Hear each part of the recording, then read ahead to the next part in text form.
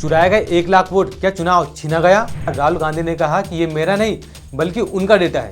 मैं सिर्फ आप लोगों को पॉइंट और मुद्दे की बात बताने वाला हूँ। मैं पढ़ के सुना देता हूँ डायरेक्ट, ताकि आप लोगों का टाइम भी बर्बाद ना हो और सारी जानकारी आप लोगों को पता चल जाए। मुख्य घटनाक्रम और आरोप, ठीक है। 12 अगस्त 2025 आज की तारीख है। राहुल गांधी ने चुनाव आयोग यानी ईसी और बीजेपी पर मतदाता सूची में व्यापक हेराफेरी और फर्जीवाड़े का आरोप लगाया, जिसमें विशेष रूप से 2024 के लोकसभा चुनाव और महादेवपुरा सीट, जो कि कर्नाटक में है, का हवाला शामिल है। उन्होंने आरोप लगाया कि 1 लाख से अधिक वोट जो है चुराए गए हैं और डुप्लीकेट प्रविष्टियां, फर्जी पते हैं। राहुल गांधी ने यह भी कहा कि एक छोटा सा घर है जिसमें लगभग 4-5 वोट थे, तो वहां पर से लगभग 30 के ऊपर जो है वोट दिए गए हैं एक ही घर से, ठीक है। आगे मैं आप लोगों को फोरेंसिक संदर्भ के बारे में बताना चाहता हूं।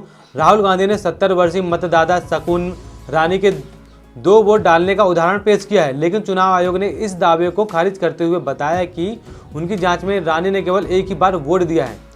अब एक ही बार वोट दिया है तो भैया उनकी वोटर लिस्ट में 2 बार नाम कहां से आया? 2 जगह अलग अलग नाम से क्यों आया? चुनाव आयोग ने जवाब देते हुए राहुल गांधी को कहा, या तो शपथ पत्र के साथ दस्तावेज जमा करने का या फिर देश से माफी मांगने का विकल्प दिया है।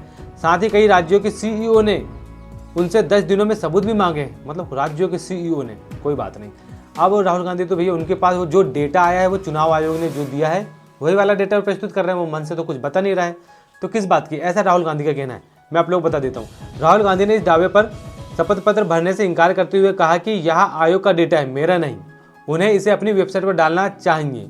उन्होंने वोट चोरी नाम से एक वेबसाइट भी लॉन्च कर दी, किसने? राहुल गांधी ने, और ई वोटर लिस्ट की सार्वजनिकता की मांग की, एक कदम जिसे उन्होंने लोकतंत्र और पारदर्शिता के लिए महत्वपूर्ण बताया।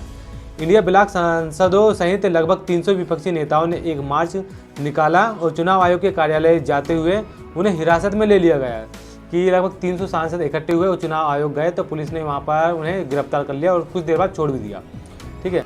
इस प्रदर्शन को लोकतंत्र की रक्षा के रूप में दिखाया गया था। पूर्व हरियाणा मुख्यमंत्री भूपेंद्र सिंह हुड्डा ने भी आरोप लगाया कि चुनाव आयोग बीजेपी के पक्ष में काम कर रहा है। जो चुनाव आयोग है वो बीजेपी का समर्थक में है, खासकर ईवीएम बनाम पोस्टल बैलेट मतों में अंतर और डेटा संशोधन के संदर्भ में।